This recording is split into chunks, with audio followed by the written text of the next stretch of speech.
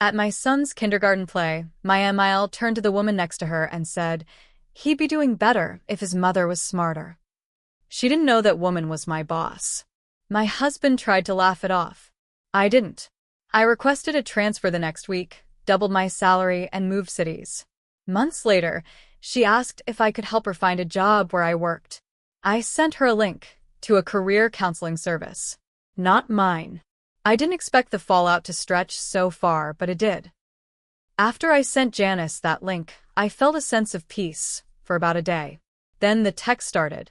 First from her. I didn't mean anything by it. I was just making a joke. You know how people talk. No apology. Just excuses. Just like always. Then Derek chimed in. Couldn't you have just ignored it? She's my mom. She was nervous. I wanted to scream. Nervous? At a kindergarten play? What exactly was she nervous about? Being exposed to people who didn't spend their whole lives looking down their noses? That night, I sent Derek a message. I'm done protecting people who don't protect me. If you're okay with how she treats me, that's your choice. But I won't raise our son in that kind of environment. We didn't talk for weeks after that. Not a single call. He didn't even ask about Matthew until I sent him a school photo. Then came the guilt texts. You took my son away from me. You're punishing me for something I didn't say. No. I was punishing him for something he never said. He never stood up for me. Not once. The job that changed everything Denver was good to me. Better than I expected. I rented a little townhouse near Wash Park. Nothing fancy, but it had a fenced-in yard and a kitchen that didn't make me want to scream. Matthew adjusted quickly. His new teacher said he was one of the most thoughtful kids in her class. At work, I was thriving.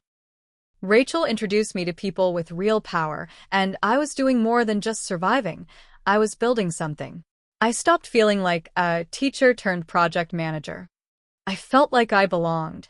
One day, after a successful pitch, Rachel took me out for lunch. We sat at a sunny patio, drinking iced tea. She said, "You know, I almost said something to her. Your mother-in-law." That night. I looked up from my sandwich. What stopped you? She wasn't worth it. You were. That hit me harder than I expected. I nodded, swallowed the lump in my throat, and said, "Thanks for not saying anything. I'd rather let my work speak for itself." She smiled. It has. Then she showed up. I wish I was making this up. 6 months after we moved, Janice showed up in Denver. I got a text from an unknown number while I was at the grocery store. I'm in town for the week. Would love to see Matthew. Maybe catch up too. No warning. No heads up from Derek. Nothing. I called him. Why is your mother in Denver? She said she missed Matthew. Does she have a hotel? She's hoping maybe she could stay with you just a few days. I hung up. Later that night, I responded to Janice's message. We're busy this week. Try again in a few months. Maybe. She didn't like that. Sent me a whole paragraph about how I was being cruel, how she only meant well, and how I should be grateful for everything she's done. Grateful. For what? For years of backhanded insults? For planting doubts in her son's head about whether I was good enough? For making me feel like a failure at every turn? Then she crossed the line. She showed up at Matthew's school. The secretary called me. There's a woman here. She says she's Matthew's grandmother and wants to sign him out early. Is that okay? My stomach dropped. No. Absolutely not. I'll be there in 15 minutes. Do not let her near my son. I drove like a maniac. Walked into that office and saw her sitting there, legs crossed, acting like this was all normal. I looked at the secretary. She doesn't have permission. She's not on the pickup list. I'll be updating those forms today. Janice stood up. I just wanted to take him for ice cream. I didn't raise my voice. I didn't have to. You lost that right the moment you insulted me in front of my boss. The moment you made my son's school play about you. The moment you thought showing up in my city uninvited was okay. She scoffed. So, this is how it is now. You're turning my grandson against me? No. You did that all by yourself. The fallout grows. She left the school, furious. Called Derek, of course. He sent me a scathing email about how I was destroying their family. I forwarded it to my lawyer. We weren't divorced yet, but that was the final nail. I filed papers the next week. I didn't ask for child support. I didn't want a penny. I just wanted full custody and peace. There's more. It gets worse before it gets better. But I'll pause here. After I filed for divorce, I thought things would finally settle. I was wrong. Derek didn't take it well. He dragged his feet on signing the papers. First it was, "Can we just talk first?" Then it turned into, "I don't think this is what's best for Matthew." He never said he wanted me back. He wanted the old setup back. The one where he didn't have to deal with confrontation. The one where I'd play nice with his mother and pretend her comments didn't sting. The one where I'd carry the emotional load, manage the schedule, and let him float through like a weekend dad, even when we were still married. Too bad. That version of me didn't exist anymore. He started pushing for shared custody, not because he really wanted time with Matthew, but because he wanted leverage. He thought I'd back down if he dangled that threat. He forgot who he was dealing with. The mediation from hell. We ended up in mediation. Me, Derek, 2 lawyers, and a court-appointed specialist. We sat in a beige office with bad lighting and a tray of cookies no one touched. Derek tried to play the good guy. Said he just wanted what was fair. Said his mother was a devoted grandmother and shouldn't be cut out. I kept it simple.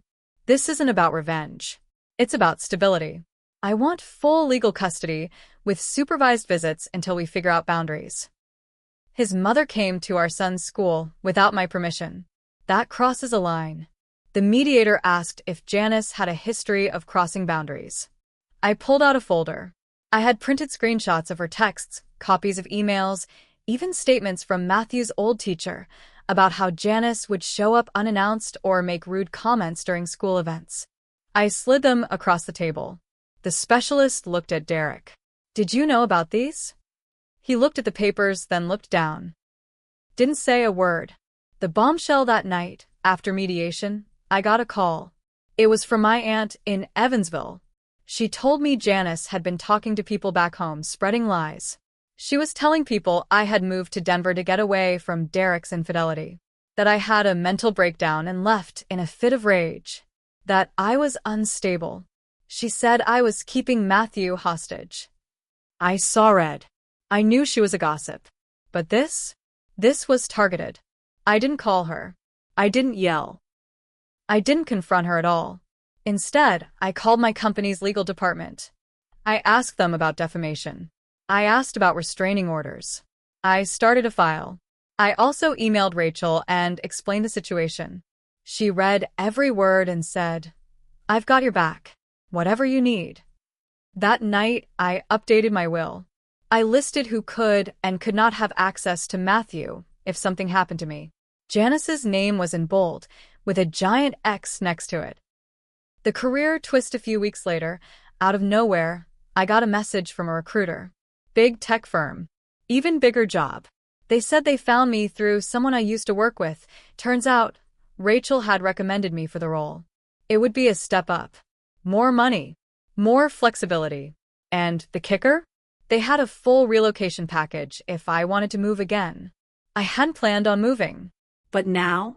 After everything Janice had done, I took the interview, then the offer, then the move. New city. New school for Matthew. New lock on the door. The second ask 2 months later, Janice sent another email. This time, it wasn't casual. It was practically begging. "I know we've had our differences, but I've lost everything. Derek's upset. I'm trying to start over. You've always been so good with people with your work.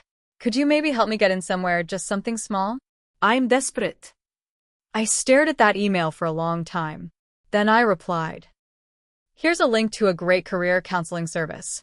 They help with resumes, interviews, and job placement. Best of luck." Same link as before. No greeting. No name. No fake kindness. Just a resource for someone else to deal with her. She didn't respond. It had been months since I sent her that final cold reply. Things were finally starting to feel stable. Matthew was thriving in his new school, my job was fulfilling, and I was beginning to breathe again without feeling like I had to defend my every move. Then, one rainy Monday morning, HR called. They said someone had submitted a complaint about me, an anonymous report claiming I had used company time and resources to sabotage a family member's career and had shown unprofessional behavior that may compromise our public image. My stomach dropped. I knew instantly who it was. The report included screenshots of my LinkedIn, personal blog posts I'd written years ago about women in the workplace, even a snippet from an old Facebook comment where I'd mentioned Janice by name, something about not letting toxic people near my kid. It was thin, Petty. but just enough to force HR to investigate. They were polite about it, professional, but they had to ask the questions. Do you know who might have submitted this? Have you ever used company devices for personal communication about this matter? Would you feel comfortable providing written context? I answered everything. I showed them the emails, the school incident, even the custody documents. After 2 days, they cleared me completely. But that wasn't the part that burned. The part that burned was knowing she tried to ruin the one thing I had left that she couldn't touch. She had waited. Planned. Held on to that poison until the moment she thought it would do the most damage. I didn't cry. I didn't scream. But I sat in my car for an hour that night, staring at the steering wheel, wondering how someone could hate me that much for simply refusing to be small anymore. The unexpected ally. A week later, I got a message from someone I hadn't spoken to in years, Derek's cousin Liz. We'd never been close. She was the weird one in the family, into art and politics, always lived out of state. But we got along fine at weddings and holidays. She messaged me with just one line. I heard what she tried to do. You're not crazy. You're not alone. I called her. She spilled everything. Apparently, Janice had been trying to dig up dirt on me for months, asking relatives, snooping through old contacts, even trying to connect with former coworkers on LinkedIn. She told people I was unstable, manipulative, even possibly dangerous. Liz said, she's been trying to build some kind of case. Like she's going to get custody or prove you're unfit. I nearly laughed. Custody? She wasn't even on the emergency contact list. She wasn't even on speaking terms with me or Matthew. But the fact that she was still trying, still scheming after all this time, that was a whole different level. I thanked Liz. Then I called my lawyer again. The preemptive strike, we filed a cease and desist. It was firm. It was detailed. And it left no room for confusion. Harassment. Defamation. Interference with employment. Unauthorized contact with a minor. All laid out, with timelines and documented proof. We served it directly to her apartment in Indiana. She didn't reply. But Derek did. He called that night, furious. You didn't have to go that far. She's my mother. She's not thinking straight. No, I said. She's thinking very clearly. She's just used to getting away with it. You're escalating this. No, Derek. She did. The minute she tried to wreck my job. He went silent. I tried for years, I said. I kept peace. I let things slide. I forgave, more than I should have. But this is the line. You either see that or you don't. He didn't respond. He just hung up. But I wasn't done. There was still one more place she hadn't been banned from. My past. And she was about to learn that I wasn't afraid of burning bridges if it meant saving my son from the kind of woman who mistook cruelty for power. There's one more twist. I thought the cease and desist would be the final nail. But women like Janice don't take silence as a warning. They take it as a challenge. 3 weeks after she got served, I got a call from Matthew's school counselor. She said, we had a strange visitor. A woman came by asking about Matthew's behavior, asking if there'd been any signs of distress at home. She said she was concerned for his well-being and that she was a family member. I froze. Did she give a name? Yes. Janice. She didn't get past the front desk, but she tried to imply she had legal rights. I drove straight to the school. I brought the court documents. I had them updated on the spot, listing Janice not only as unauthorized but as a potential threat. I signed a no-contact clause and filed it with the school board. I filed a restraining order the same day. But something inside me had snapped. I couldn't keep living like I was in a war zone. Couldn't keep looking over my shoulder waiting for the next stunt. So, I did something I hadn't done since the divorce. I booked a ticket to Indiana. The confrontation, I showed up at her door unannounced, the same way she liked to show up in my life. She opened the door in her robe, half surprised, half smug. I figured you'd come crawling back, she said. Finally realized you need family after all. I didn't step inside. I handed her a thick envelope. She didn't take it. This is every record of what you've done since I left Indiana. Every email. Every time you tried to damage my career, my custody, my sanity. She narrowed her eyes. You think you can scare me? I'm not trying to scare you. I'm warning you. If you ever try to come near my son again, if you ever contact another school, employer, or family member about me, this entire file goes to the police, to child services, and to every contact you have listed on your job applications. That hit her. I could see the shift. Her confidence cracked for the first time. You wouldn't. I already spoke to my lawyer. And yours, if you even have one, will tell you I can. I dropped the envelope on her doorstep. Then I said something I never thought I'd say. You lost your son the day you chose control over kindness. You lost your grandson the day you made him a pawn. I let you dig your own grave with every word, every lie, every stunt. Her voice cracked. He's all I had left. Then maybe you should have treated his mother like a person instead of an obstacle. I turned and walked away. She didn't follow. The fallout and the peace. Derek signed the divorce papers 3 days later. Quietly. No drama. No fight. Just a PDF and a digital signature. I got full legal custody.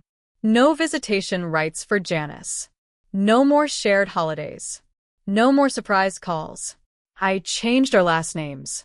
Not because I was hiding, but because I wanted a clean start for Matthew. For both of us. I got promoted 6 months later. Bigger team. Higher profile. More respect.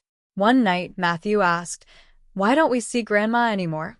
I looked him in the eyes and said, "Because some people don't know how to love without hurting others.